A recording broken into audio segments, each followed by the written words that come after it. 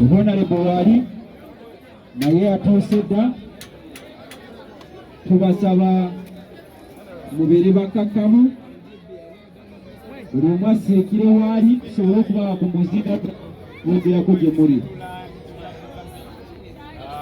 Owa defense tusaba okubeera kumpi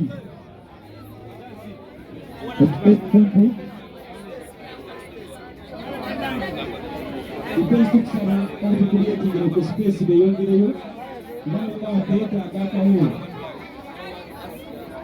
Charles waali ajja kwogerako gye muli gyemutya.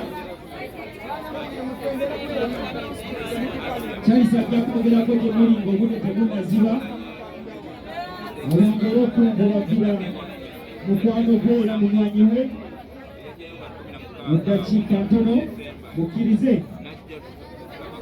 Amalowoozi omunaasiriikirira mwe tuba nga twogera nga tuwulira amalowoozi ajja kujja ayogereko gye muli. Kumira waggulu kajja kujjako ogekki kyakirwa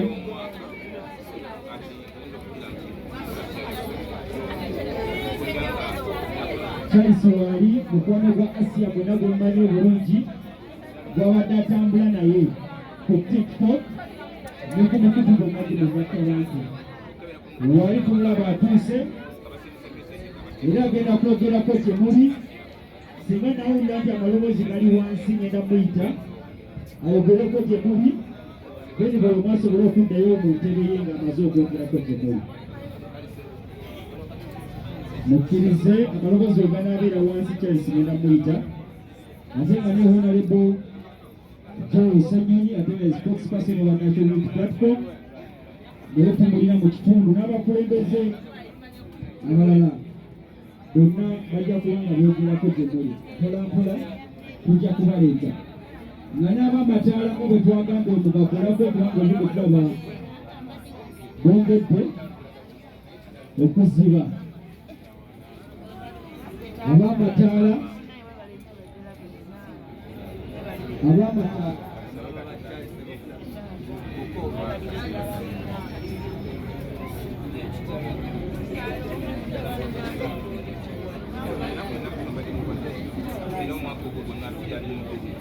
bannaye mukkirize amaloboozi gabeere ddala wansi. Ajja kuyita Charles ayogereko namwe then oluvannyuma tuleete Honorable Joe Sanyonyi nga yayogereko gye muli. Amaloboozi gakkakanye mwagala gyayogereko gye muli. Kale tulindeko olwogereko eri abantu bano obabuuzeeko ate era olwongere okubagumya mu mbeera yonna dino oluvannyuma tulabe omubaka gyayogereko.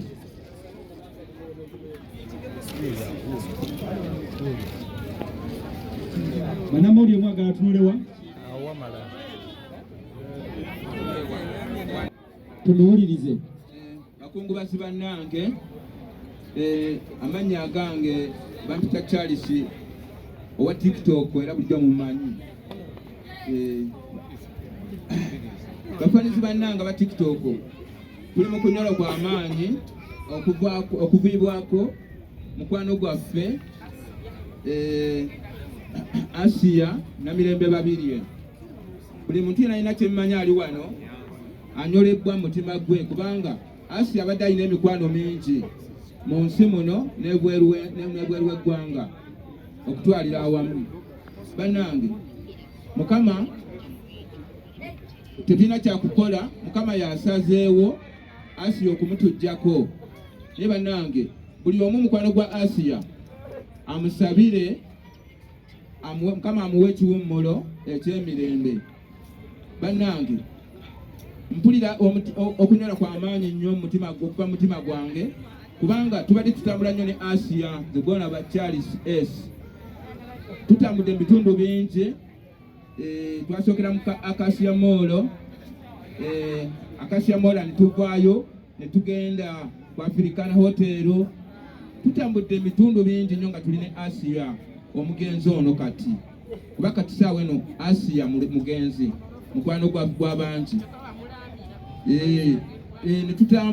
tulambudde ebitundu ebiweranga 8 ebyensi ebya Uganda bino batwagendako e Masaka eyo mu Nyendo mu Kizungu ne tuvaayo ne tugenda ku PTC Wamitanda tutambudde ne tugenda Ambiance Mitiyana tutambudde kale mu bitundu bingi nnyo ebya Uganda naye bannange omutima gwange mpulira okunyola kwa amaanyi okutwalira wamu bannange kyemmanyi nammwe muli mu mitima gyammwe mikwano gya Asia nammwe muli muwulira amaziga mu maaso gammwe kitalo nnyo bannange kitalo ddala Mukama yawa ate Mukama yajjawo era nsuubira buli muntu yenna abadde mukwano gwa Asia wano awulira bubi mu mutima gwe kubanga Asia abadde n'emikwano mingi buli muntu yenna abadde amwagala nga talina buzibu ku muntu naye bwe bityo Mukama wategese enteekateeka ye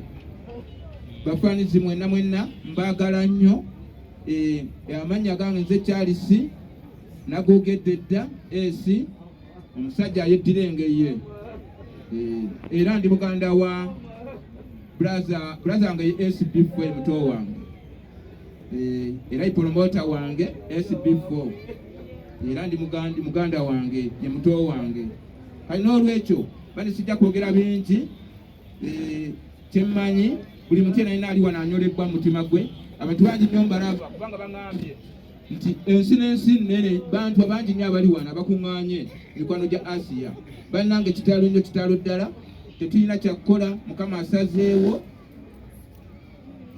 Mukama bw'atyo buli Mukama abagumye nsigadde ndi Charles S. God bless you all members of TikTok. I love you so much, my dear.